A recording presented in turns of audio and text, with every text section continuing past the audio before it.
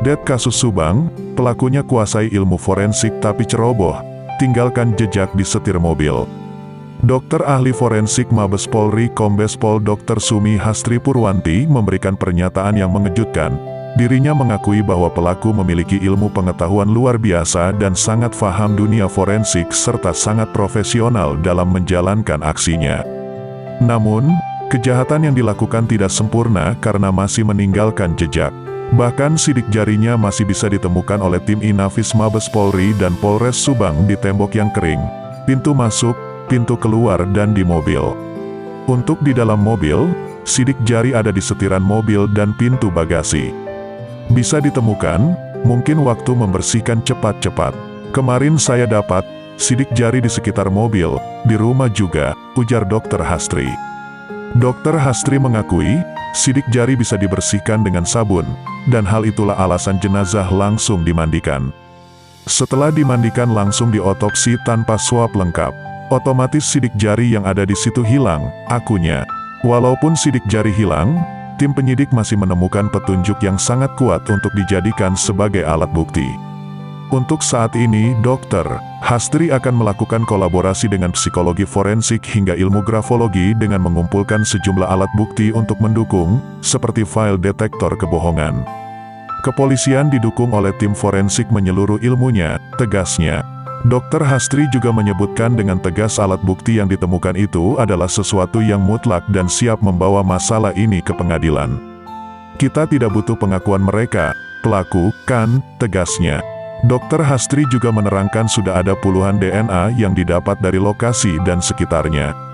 Puluhan DNA ini perlu dicocokkan dengan properti atau barang bukti lain di TKP, kalau darah bisa 3 hari. Kalau benda mati, misalnya darah di baju itu lama. Sidik jadi di rokok, kursi, pintu itu butuh waktu lama. Itu bisa kuat DNA-nya, katanya. Khusus DNA yang ditemukan di puntung rokok di lokasi kejadian. Dr. Hastri menangkui hal ini butuh waktu 1 bulan untuk mengungkapnya, karena penyidik harus mencocokkan DNA itu dengan waktu kematian korban. Itu yang sulit karena harus kita ulang lagi, kita bandingkan dengan properti atau sisa-sisa rokok yang lain. Karena rumah itu banyak didatangi orang-orang dari yayasan. Oh, yang baru itu DNA siapa? Sesuai gak dengan waktu kejadian, dengan waktu kematian? Jadi lamanya di situ. Sebenarnya kita sudah dapat dan selesai dari properti yang kita periksa di laboratorium forensik di Jakarta itu sudah ketemu semua, tegasnya. Di kesempatan itu Dr. Hastri juga membocorkan bagaimana caranya mengungkap calon tersangka dalam kasus ini dilihat dari cara merokoknya. Dr. Hastri menjelaskan bahwa, untuk identifikasi puntung rokok bisa diketahui bagaimana profil orangnya dan cara memegang rokoknya. Profil orang merokok berbeda, bisa sampai 1 potong rokok habis, bisa 3/4, kita juga bisa profil dari saksi-saksi ini. Bagaimana dia memegang rokok, bagaimana dia menghabiskan rokok, itu bisa dihabiskan ternyata berbeda-beda. Nanti bila sewaktu-waktu diumumkan, tersangka, memang cara merokoknya seperti itu, urainya. Dr. Hastri menegaskan, dari puluhan saksi yang merokok itu menjadi bahan identifikasi dalam mengungkapkan pelaku. Itu kayak memprofil, mungkin masyarakat gak mikir, itu kerja polisi.